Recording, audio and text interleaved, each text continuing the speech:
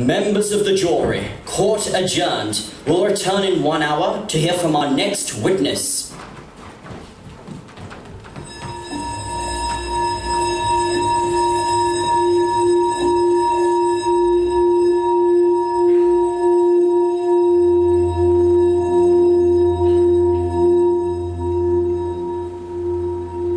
In the cold heart of winter, when snow fell, as though the white sky had been torn into a million pieces. a queen sat by a window sewing. The frame of the window was made of black ebony.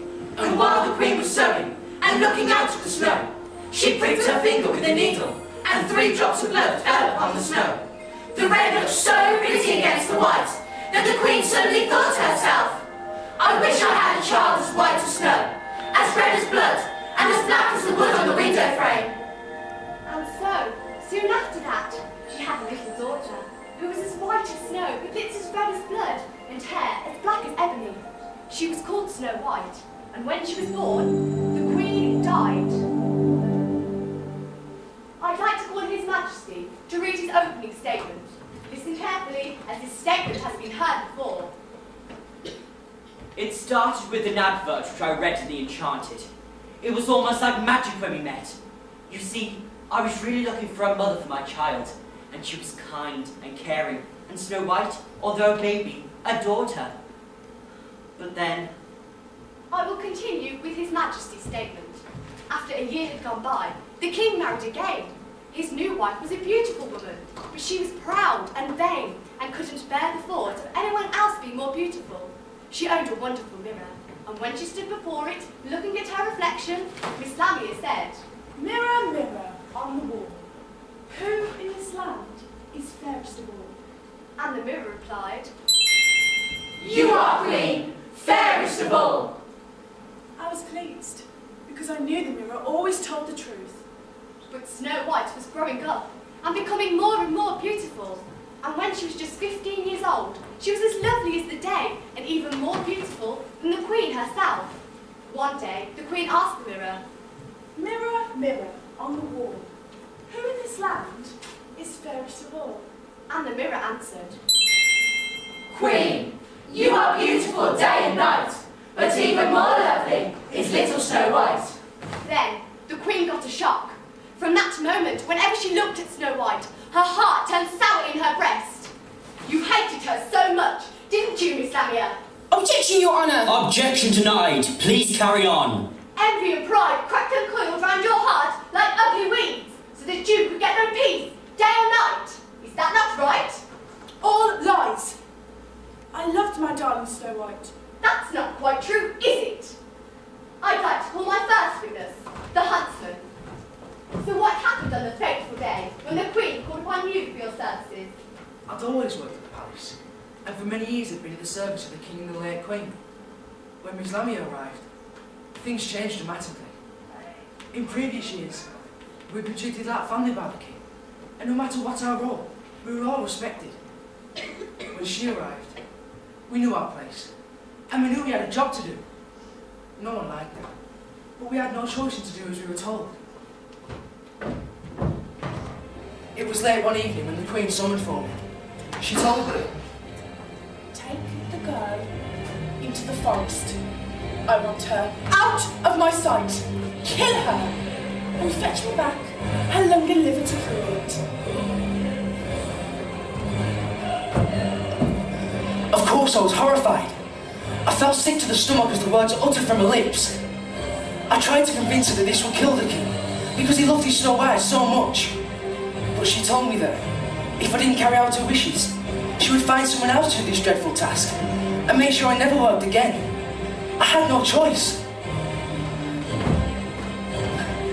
Very early the next morning, I took Snow White out to the heart of the forest. My hands were trembling. My heart was racing. How could I do this to somebody so young and so beautiful? I pulled out my axe to stab her heart. Please, dear husband, spare my life. I'm afraid I might come Please take pity on me. As I looked at her trembling red lips, a tear welled up in my eye. I knew I couldn't do this. I was a huntsman, not a murderer. I told her, poor child, run away then. The wild beast may eat you soon enough. Thank you, dear huntsman. You've saved my life. I will never forget you and how kind you've been to me. One day you shall be rewarded. Please pray that God will watch over me, and all my friends in the forest will keep me safe. Bye. Snow White ran off into the distance. As though by magic, a young boar ran by. I slaughtered it. I cut out its lung and its liver, and I took them to the Queen to prove to her that the girl was dead. My wife, the cook, had to sew, simmer and serve them. The Queen ate them up and thought she'd eaten Snow White's lung and liver. Thank you, huntsman. I call my next witness, Miss White.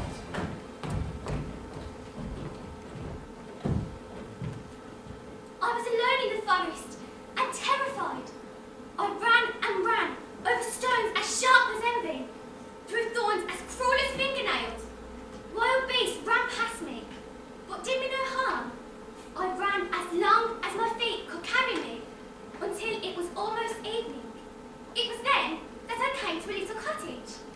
Everything in the cottage was extremely small, neater and cleaner than can be told. There were 7 little plates and 7 little tankards laid out on a white wooden table. I ate just a morsel of bread and vegetables from each plate and a swallow of wine from each mug. I was so exhausted, so I lay on the 7th bed, which was just right. I snuggled down, said a prayer and went to sleep. Is it true, Miss White, that the 7 dwarfs were so pleased to see such a beautiful girl that they let you sleep peacefully on or waited until morning to find out why you'd arrived in their little house? When I awoke, I was terrified at the sight of the dwarfs, but they seemed friendly and told me their names. I told them how Miss Lamia, my evil stepmother, had ordered me to be killed by the huntsman, and how he had taken pity, and how I had to run through the forest for a whole day until I arrived at their cottage. If you will take care of our house, Make the beds. Set the table, keep everything neat and tidy, cook, wash, sew, knit and mend. you can stay here with us, and you shall want for nothing. But Snow White, beware of your stepmother. She will soon find out you are here. Don't let anyone into the house. So, Miss Lamia, at this point, you believed you'd eaten the lungs that Snow White breathed with, and once again, you were more beautiful than anyone. So you went to the mirror and you said, Who in this land is fairest of all? Queen, you are the fairest I can see, but deep in the woods, where 7 dwarfs dwell, Snow White is alive and well, and you are not so fair as she. I was appalled. I knew the mirror could not lie. The mirror has never lied. And that vile huntsman tricked me.